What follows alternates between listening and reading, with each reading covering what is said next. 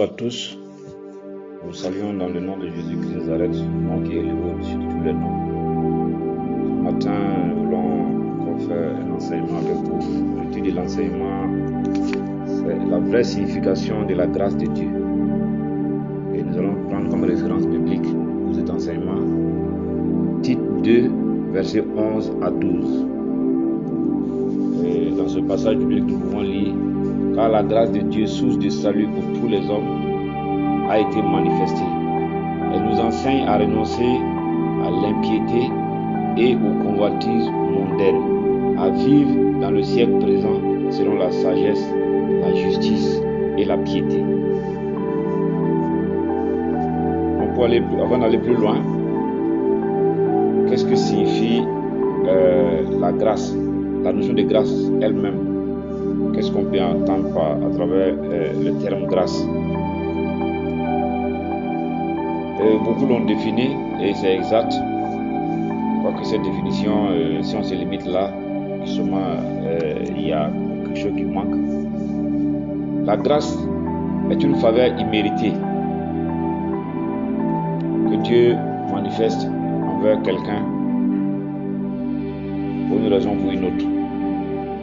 Donc la grâce de Dieu est bel et bien une faveur imméritée. On pourrait même dire, même si ça n'a pas de sens en français, c'est une faveur imméritée qui est gratuite. Oui. Donc, la grâce, c'est quelque chose qui est divin. Donc, premièrement, nous devons tous nous accorder sur cette définition qui est que la grâce est une faveur imméritée que Dieu manifeste envers quelqu'un pour une raison ou pour une autre. On peut la comparer à la grâce présidentielle accordée souvent à des prisonniers. Une personne peut être reconnue coupable, jugée, condamnée, elle mérite de faire la prison, mais on prend un décret présidentiel et on lui accorde une grâce, soit on lui remet totalement sa peine, soit on fait une remise partielle de peine. Donc c'est ça la grâce. L'intéressé n'a pas mérité, mais c'est celui qui accorde la grâce qui a décidé que cette personne-là va bénéficier de la grâce. Maintenant, pour bien comprendre la grâce, il y a lieu de comprendre la loi. Donc la loi est un régime de règles et de préceptes, de prescriptions que le peuple d'Israël devait observer dans l'ancienne alliance. Et la loi était si stricte et quand elle n'était pas respectée, il y avait des sanctions qui étaient souvent des peines de mort. Donc, il était difficile d'observer la loi. Et si on prend l'exemple dans Exode 21, verset 1 à 36, on voit un résumé de loi qu'on a appelé la loi du talion, où on voit clairement que si on devait continuer avec la loi, personne ne serait sauvé. Dans cette référence biblique, Exode 21, verset 1 à 36, il est clairement mentionné: œil pour œil, dent pour dent, blessure pour blessure, coup pour coup. Ça veut dire que si vous crevez l'œil de quelqu'un, qu'il soit par accident, qu'il soit volontairement, on va vous crever l'œil. Si vous crevez l'œil droit, vous crevez l'œil droit. Et ça va jusqu'au bien que vous avez. Si votre œil détruit la récolte de quelqu'un, voilà, vous allez payer. Voilà, ou bien, voilà, si votre bœuf blesse le bœuf de quelqu'un, on va blesser votre bœuf, on va tuer votre bœuf. C'était ce genre de prescription. Ouais. La loi volumineuse contient beaucoup de prescriptions, mais elles sont toutes similaires. Voilà. Elles sont justes, comme Paul va le reconnaître plus tard, mais en réalité, personne ne peut les observer puisque l'homme n'avait pas encore revêtu la nature divine. C'est en Christ que la nature divine va revenir en l'homme. Donc, même si la loi était parfaite, personne ne pouvait la respecter. Et justement, on peut voir que la loi, tous ceux qui étaient sous la loi, en tout cas la majorité, voilà, sont morts sans avoir pu accomplir ce que la loi voulait, sans avoir pu respecter les prescriptions de la loi. Et même quand Moïse est allé pour libérer le peuple de Dieu en Égypte, pour les amener dans la terre promise à Canaan, on voit que la majorité sont morts dans le désert. Parce que la loi suppose une sanction, et dans la sanction, il n'y avait pas de miséricorde. Même s'il y avait une certaine miséricorde, une certaine grâce dans l'ancienne alliance, elle n'est pas comme celle qui est manifestée dans la nouvelle alliance. Donc le principe général, c'était l'obéissance ou la sanction ou le châtiment. Donc c'est un peu ça la loi. Donc si on comprend ça, on va comprendre pourquoi Dieu lui-même, dans son amour, va amener la loi. Il s'est rendu compte que l'homme avait du mal, même pour ceux qui étaient volontaires et sincères, à observer la loi. Donc il s'est dit qu'il va envoyer un nouveau régime, qui est la grâce, et il dit qu'il va faire une nouvelle alliance, et il va graver ses prescriptions dans le cœur de l'homme. Et il va, dans la nouvelle alliance, faire un sacrifice sur lequel l'homme peut se baser pour marcher avec lui. Ouais.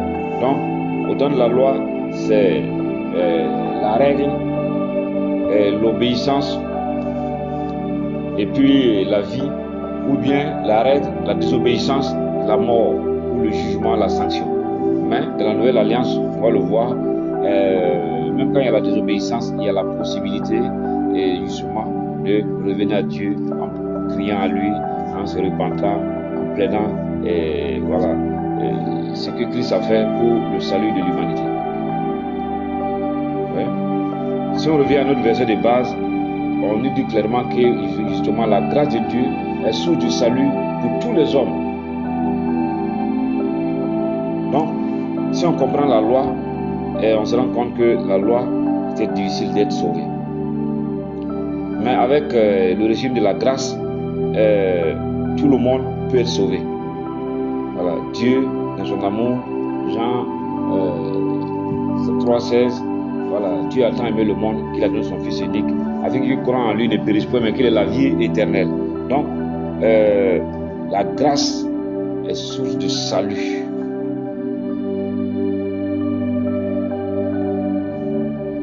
Et dans Ephésiens 2,8, justement, ça sera répété autrement. Dans Ephésiens 2,8, on dit que c'est par la grâce que nous sommes sauvés, par le moyen de la foi. Sans la grâce, personne ne peut être sauvé. Ça, on est d'accord. Ça, c'est le premier angle d'approche de la grâce qui est vrai. Mais si on se limite là-bas, il y a des problèmes. La grâce va plus loin. Et c'est ça justement l'essence même de cet enseignement. Donc, on peut même voir dans Tite 2, verset 12, que la grâce enseigne. La grâce est une faveur imméritée, d'une part, mais la grâce enseigne à vivre selon la sagesse, la justice, la piété et la vérité. Ouais. Tite 2, verset 12 parle de la grâce nous enseigne à vivre selon la sagesse, la justice et la piété. Dans Jean 1, 17, il est mentionné que la loi est venue par Moïse, mais la grâce et la vérité sont venues par Jésus-Christ de Nazareth. Donc, la grâce de Dieu n'est pas seulement une faveur imméritée que Dieu manifeste à l'homme, mais elle est également une source d'enseignement. Au-delà d'être une source de salut, elle est également une source d'enseignement. Et la grâce nous enseigne à vivre selon la sagesse, la justice, la piété, selon Tite 2, verset 12, et selon la vérité, selon Jean 1, 17.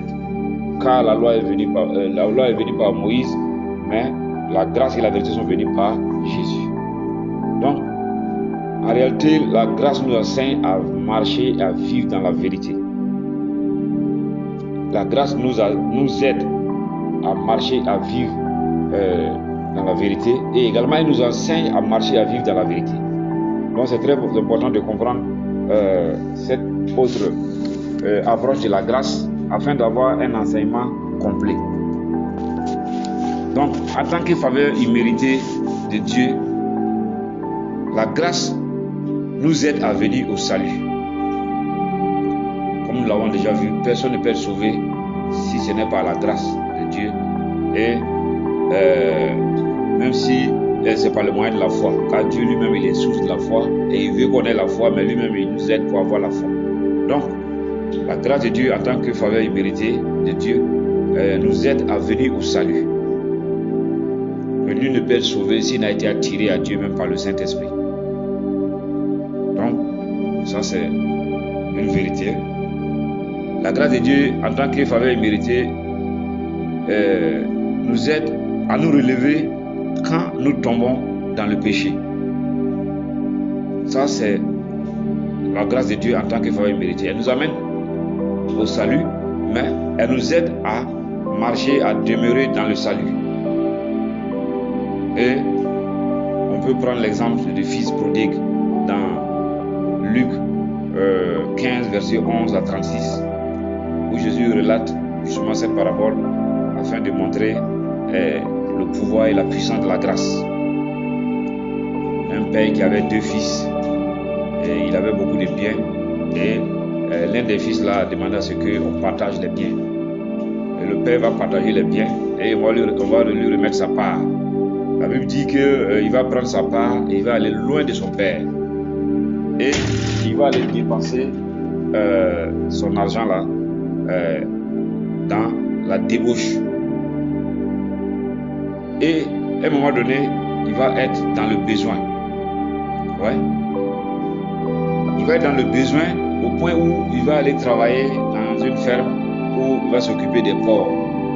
Et il n'avait même plus à manger. Sa situation était tellement déplorable et difficile qu'il même il cherchait à manger la nourriture des porcs, mais il n'y avait pas assez, ou bien on le surveillait de telle sorte qu'il ne pouvait pas avoir suffisamment à manger. Sûrement il mangeait des miettes, des restes de cette nourriture des porcs. Vous voyez quelqu'un qui était dans la gloire auprès de son père et qui se trouve dans une situation misérable au point où il vit une vie similaire avec la vie d'un porc. Mais Dieu va pas l'abandonner là-bas.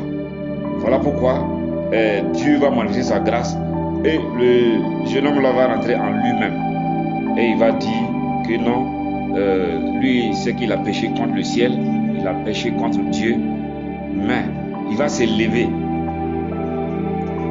Ouais, ça c'est la grâce qui lui a enseigné ces choses. Il va s'élever, il va aller voir son père et il ne va pas l'appeler père parce que lui il sait que lui n'est pas digne. Il va aller voir son père, mais pas en tant que père. Il va aller le voir comme un maître. Il va se mettre à son service pour qu'on le paye des miettes et pour qu'il puisse manger et vivre. Parce que lui-même il reconnaît, si on doit trancher selon la justice, il est coupable. Et puisqu'il a déjà pris sa part, il a dilapidé. Donc, selon la justice, c'est terminé. Mais selon la grâce, tout est encore possible. Et effectivement, il va s'élever, il va aller vers son père. Et la Bible dit que son père n'a même pas attendu qu'il approche de lui. De loin, quand son père l'a vu, son père s'est levé et son père a couru vers lui à sa rencontre. Et son père va l'embrasser pendant que lui s'attendait à être rejeté. Et son père va le faire laver, on va le revêtir des nouveaux vêtements, on va lui mettre un anneau de gloire. Ouais. Ça c'est la puissance de la grâce. Et l'église de Jésus-Christ entière, justement, doit prendre exemple sur ce fils prodigue, puisque l'église se trouve dans une configuration où aujourd'hui beaucoup dans ceux qui sont dans le peuple de Dieu sont dans la détresse, sont dans la dépression. Certains sont dans les péchés et qui les dominent. Ils se disent qu'ils ne peuvent plus revenir à Dieu. Le diable leur dit qu'il ne peut plus revenir à Dieu. Mais Dieu est puissant, pas seulement par sa force, mais également par son amour. Donc, si vous retournez sincèrement à Dieu, Dieu peut vous pardonner et vous restaurer.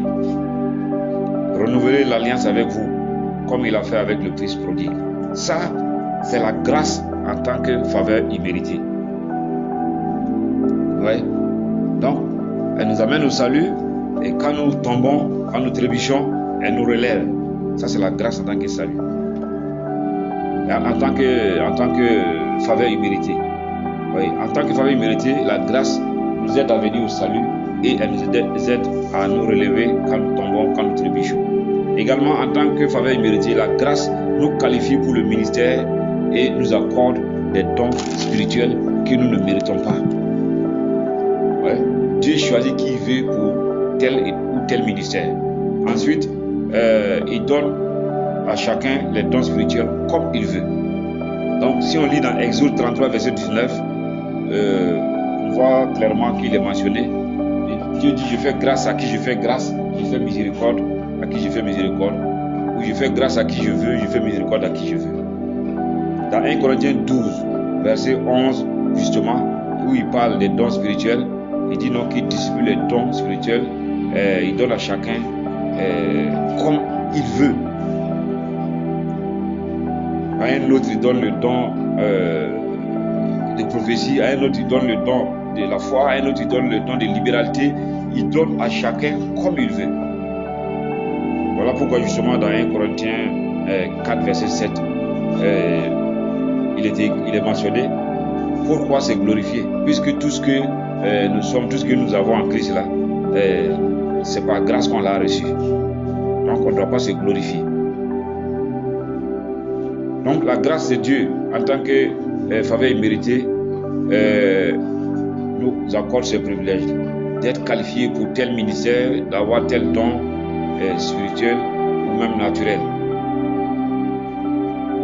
Également, la grâce de Dieu en tant que faveur imméritée nous aide à vivre dans la sainteté. En fait, la grâce, elle l'aide. La grâce en tant que faveur imméritée, elle aide à venir au salut, elle aide à se relever quand on tombe, elle aide à recevoir, à exercer un ministère, elle nous accorde des dons, elle nous aide à les manifester, elle nous aide à vivre dans la sainteté. Ouais. Ça, comme je l'ai dit, c'est la grâce de Dieu en tant que faveur imméritée. Maintenant, en tant qu'enseignant, la grâce de Dieu nous enseigne. Ça, c'est la partie que nous avons tendance à oublier. Elle nous enseigne à fuir le péché. Ouais, c'est ce qui est écrit dans Tite 2, verset 12. Elle nous enseigne à renoncer à l'impiété et aux convoitises mondaines. Ouais. Donc la grâce nous aide en tant qu'enseignant. Elle nous enseigne à fuir le péché, à fuir les convoitises du monde, à fuir les plaisirs de la chair, à fuir le mal. Donc la grâce nous aide elle nous enseigne à fuir ces choses-là. Ouais. La grâce de Dieu en tant qu'enseignant nous enseigne à fuir le péché, premièrement. Ensuite, elle nous enseigne à vivre selon la sagesse, la justice, la piété et la vérité. Ouais. C'est pas parce qu'il y a la grâce de Dieu qu'on va vivre en insensé pour faire des choses insensées. Ouais. Qu'on va vivre dans l'injustice et qu'on va vivre dans le désordre. Ou bien parce que la grâce de Dieu est là, au lieu de la vérité, on va remplacer la vérité par le mensonge sous prétexte que la grâce de Dieu, on est dans la grâce. Justement, la grâce de Dieu n'est pas une licence ou un permis pour pécher. Ouais. Parce que beaucoup ne l'ont pas compris. Certains vont même jusqu'à dire que voilà, si on a eu la grâce d'être sauvé, on est sauvé une fois pour toutes. Et peu importe ce qu'on commet comme péché, on sera sauvé. Ouais. Ça, c'est un mensonge grave. C'est une erreur doctrinale, une déviation doctrinale très grave, mais subtile. En vérité, si on a été sauvé, si on tombe dans le péché, tant qu'on est vivant, Dieu peut encore faire grâce. On peut encore revenir à Dieu, il va nous faire grâce pour qu'on soit relevé. Mais si on meurt dans le péché, il n'y a pas de salut. Ouais. Il n'y a plus de salut. Voilà. Paul même qui enseignait sur ces choses, il disait non, que lui traite vraiment son corps pour ne pas être rejeté après avoir tout souffert, tout fait, après avoir enseigné les autres. Ouais. Voilà pourquoi nous ne devons pas nous abandonner à nos désirs, à nos mauvais penchants, voilà, sous prétexte que nous sommes dans la grâce, parce que nous sommes sauvés, et voilà, peu importe ce que nous allons faire, on sera sauvés. S'il en était ainsi, on n'a même pas besoin d'aller à l'église, d'avoir une Bible, de suivre des enseignements. Puisque je suis sauvé, une fois pour toutes, je n'ai plus besoin de la parole de Dieu, puisque de toute manière, je vais aller au ciel. Justement, quand on est sauvé par la grâce, il y a une autre qualité de la grâce qui enseigne. Voilà pourquoi il y a la parole, voilà pourquoi il y a des enseignants, et la grâce même enseigne à fuir le péché et à vivre selon la justice, la sagesse, la piété. Donc la grâce de Dieu n'est pas une licence ou un permis pour pécher. Si on lit Romains 5, 22 à 23 et Romains 6, 1 à 2, on comprend clairement que justement la grâce de Dieu est tout sauf ce qu'on pense. Il est écrit dans Romains 5, 22 à 23 que la loi est justement venue pour que le péché surabonde, pour que l'homme sache qu'il ne peut pas vivre selon la loi. Donc Dieu a fait venir la loi d'abord pour que l'homme se rende compte que vraiment il ne peut pas être sauvé. En lui-même, il n'y a rien de bon. Et que c'est en lui et avec lui qu'on pourra être bon et aboutir à quelque chose de bon et avoir le salut. Ouais. Donc, et justement, comme la loi est venue et que le péché a surabondé, on dit non, là où le péché a surabondé, la grâce surabonde. Mais justement, beaucoup s'arrêtent là et disent non, voilà, même si je pêche comment la grâce de Dieu a surabondé ou elle va surabonder. Pourtant, si on lit dans Romains 6, verset 1 à 2, justement, on dit est-ce pour autant que parce que la grâce a surabondé, je vais pécher pour que la grâce surabonde? Et donc, comment je peux pécher, moi qui suis en Christ, moi qui suis né de nouveau, comment je vais pécher? C'est ça. Donc, ceux qui enseignent justement que la grâce, voilà, c'est une licence, un permis pour pécher, voilà, et que la vie éternelle est garantie, quoi qu'on fasse, vraiment, ils induisent la majorité, voilà, une erreur mortelle. Justement, parce qu'on a reçu la grâce de Dieu, on doit comprendre qu'on doit s'éloigner du péché. C'est vrai que dans la marche chrétienne, même si on a été sauvé, avant d'arriver à une certaine maturité, même si on a une certaine maturité, il peut arriver qu'on tombe d'une manière ou d'une autre. Ça devient exceptionnel et là, on n'appelle pas le péché vérité. On reconnaît que c'est un péché, on revient à Dieu, on se repent et puis il nous pardonne. Pour que la grâce opère, il faut que tu reviennes à Dieu pour reconnaître que c'est un péché. Mais si toi-même tu dis non, qu'il n'y a plus de péché, qu'aucun péché, voilà, elle ne peut te priver du salut, bon, là, comment tu veux que la grâce te sauve? Ouais. C'est quand tu rentres en toi-même et que malgré tes péchés, même s'ils sont rouges comme le cramoisi, tu rentres en toi-même, tu reviens à Dieu, c'est là que Dieu manifeste sa grâce pour te sauver parce que tu montres à Dieu que tu honores son œuvre, l'œuvre de la croix, tu honores le sacrifice de Jésus et que tu veux vraiment être sauvé. Et en ce moment, la grâce opère. Donc, il faut que nous retenions ça une fois pour toutes. La grâce n'est pas une licence ou un permis pour pécher. En réalité, la grâce de Dieu est une manifestation de l'amour de Dieu envers nous, qui nécessite qu'on aime Dieu en retour pour lui dire merci. Si on peut se résumer, voilà ce qu'on peut retenir. La grâce de Dieu est une manifestation de l'amour de Dieu envers nous, qui nécessite qu'on aime Dieu en retour pour lui dire merci de nous avoir aimés. La Bible dit qu'il nous a aimés le premier. Voilà pourquoi en retour nous devons l'aimer. Et l'aimer c'est quoi? C'est garder ses commandements. Jean 14, 21. Celui qui m'aime, c'est celui qui garde mes commandements et qui les met en pratique. Oui. Donc, la grâce de Dieu, elle est une faveur imméritée. Elle t'aide à venir au salut. Elle t'aide à te relever quand tu tombes. Elle t'aide, voilà, à marcher dans la sainteté.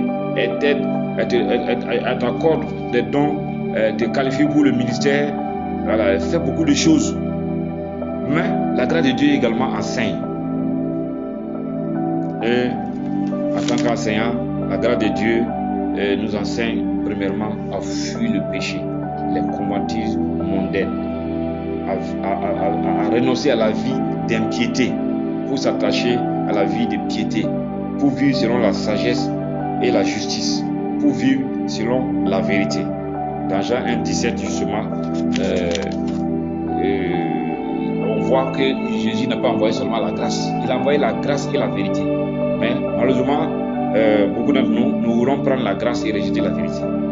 Dans Jean 1, 17, il est dit clairement, la loi est venue par Moïse, mais la grâce et la vérité sont venues par Jésus.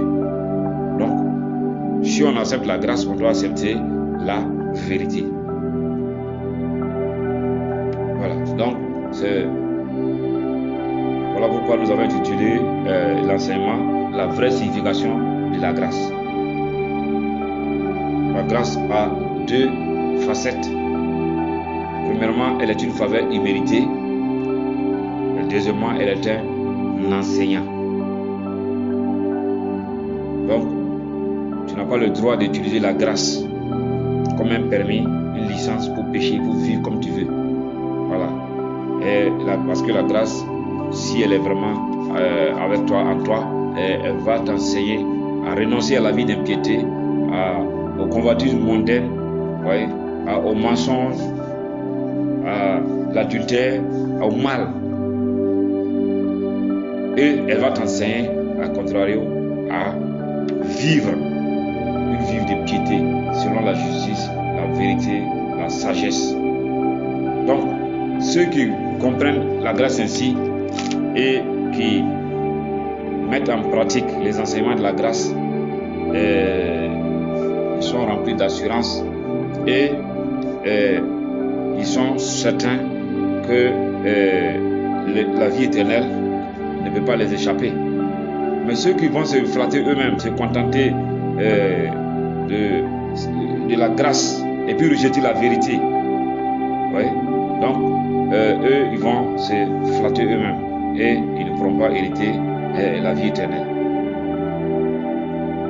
Donc on ne peut pas contester que la grâce de Dieu soit une faveur imméritée. On ne peut pas contester également que la grâce de Dieu est venue pour nous enseigner et également à fuir le péché, nous enseigner à vivre selon la sagesse, nous enseigner à vivre selon la justice, nous enseigner à vivre selon la piété, nous enseigner à vivre selon la vérité. Donc, il faut que nous acceptions la grâce dans ces deux facettes. Ouais, nous ne devons pas prendre ce qui nous arrange dans la grâce. Nous devons tout prendre pour être sauvés pleinement et pour pouvoir vivre une vie qui plaît au Seigneur et hériter la vie éternelle. Si quelqu'un écoute cet enseignement, peu importe la situation dans laquelle tu te trouves, si tu te trouves dans le péché, je prie que la grâce de Dieu te relève là où tu te trouves. Et la grâce de Dieu te parle maintenant. Comme pour le fils prodigue, la grâce de Dieu te dit de te lever et de repartir auprès de ton Père céleste. Même si les hommes t'ont abandonné, même les hommes t'ont rejeté, lui il n'abandonne pas. Lui, il est le Père éternel, le Père de grâce et de miséricorde. Oui, si tu peux entendre sa voix, c'est que tu peux être sauvé là où tu te trouves. Peu importe les années que tu as fait loin de sa face, si tu as abandonné l'église, si tu as abandonné ta famille, si tu as abandonné la foi, et puis tu es dans le monde, tu es dans toutes sortes de péchés, tu peux encore revenir à Dieu. Si tu écoutes cet enseignement, sache que tu peux revenir à Dieu en te mettant à genoux et en criant à Dieu, ou en envoyant un serviteur de Dieu, voilà, pour lui demander assistance et prière. Dieu va te reprendre, il va te restaurer et il va renouveler l'alliance qu'il a fait avec toi. Mais toi qui es debout, n'utilise pas la grâce pour tomber. Que la grâce de Dieu t'aide, toi qui es debout, qui écoute cet enseignement, à ne pas tomber, à marcher selon la sagesse, à marcher selon la justice, à marcher selon la vérité, à marcher selon la piété.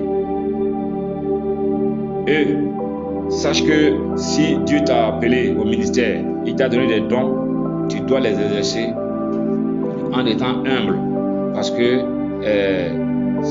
il n'y a rien que tu as reçu qui ne t'a été donné par Dieu. Et si tu l'as reçu, pourquoi te glorifier? Donc, que la grâce de Dieu repose sur nous tous, qu'elle repose sur vous abondamment. Au nom puissant de Jésus-Christ de Nazareth, j'ai prié. Amen.